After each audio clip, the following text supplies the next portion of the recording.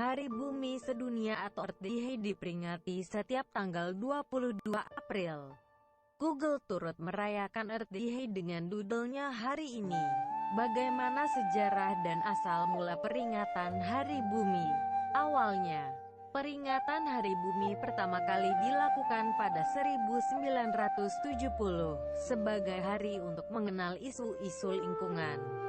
Gagasan tersebut muncul pada awal 1960-an di Amerika Serikat. Ketika orang-orang mulai sadar tentang efek pencemaran lingkungan. Isu pencemaran lingkungan ini juga diangkat dalam buku karya Rachel Carson berjudul Silent Spring yang terbit pada 1962. Buku ini berkisah soal bahaya pestisida di perdesaan Amerika. Beberapa tahun setelahnya, terjadi kebakaran besar di Sungai Cuyahoga, Cleveland yang disebabkan oleh pembuangan limbah kimia ke sungai. Beberapa peristiwa tersebut kemudian mendorong orang untuk melindungi sumber daya alam. Kemudian pada 1969, mulai bermunculan aktivis peduli lingkungan yang fokus pada isu-isu pencemaran lingkungan berskala besar. Seperti polusi udara yang disebabkan pabrik dan pembuangan limbah yang belum diatur secara ketat. Hanya sedikit masyarakat Amerika pada tahun itu yang mengenal istilah daur ulang. Senator Gaylord Nelson, yang terpilih di Senat AS tahun 1962, bertekad untuk meyakinkan pemerintah bahwa planet bumi berada dalam bahaya. Pada 1969, Nelson kemudian menjadi salah satu orang yang mengembangkan gagasan Hari Bumi. Nelson mengumumkan konsep Hari Bumi di sebuah konferensi pers di Seattle pada musim gugur 1969. Dennis Hayes, seorang aktivis muda yang pernah menjabat sebagai presiden mahasiswa di Universitas Stanford, terpilih sebagai koordinator nasional Hari Bumi.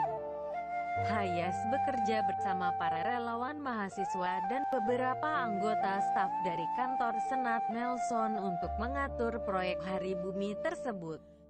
Hari Bumi bisa terwujud karena respons spontan dari level akar rumput. Kami tidak punya waktu atau sumber daya untuk mengelola 20 miliar demonstran.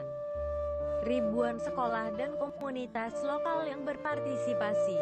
Itulah yang luar biasa dari Hari Bumi, ia mengorganisasikan dirinya sendiri, kata Nelson, seperti dikutip dari History.